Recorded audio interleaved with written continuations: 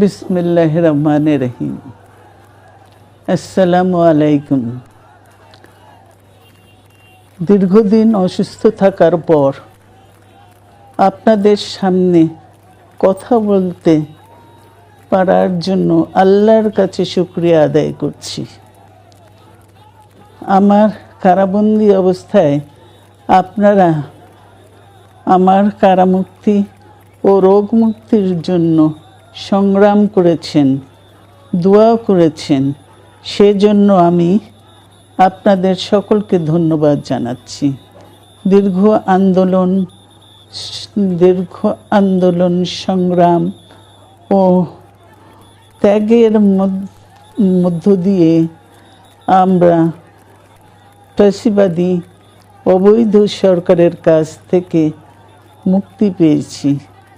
আমি আন্তরিক ধন্যবাদ জানাতে চাই আমাদের বীর সন্তানদের, যারা মরণপণ সংগ্রাম করে এই অসম্ভবকে সম্ভব করেছে। শত শত শহীদদের জানাই শ্রদ্ধা। এ বিজয় আমাদের নতুন সম্ভাবনা নিয়ে এসেছে।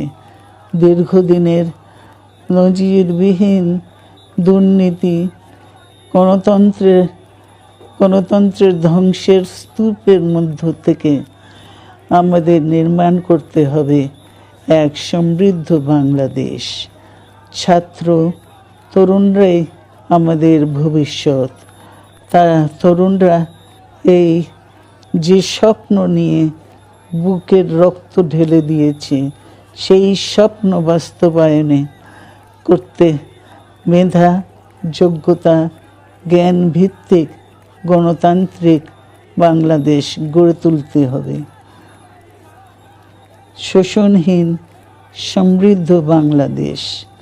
সকল ধর্মের গোত্রের অধিকার নিশ্চিত করতে হবে।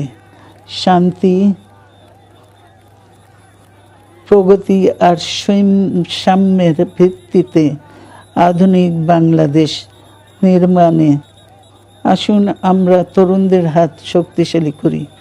ধ্বংস নয়, প্রতিশোধ নয়, প্রতিহিংসা নয়, ভালোবাসা, শান্তি ও জ্ঞান ভিত্তিক সমাজ গড়ে তুলি।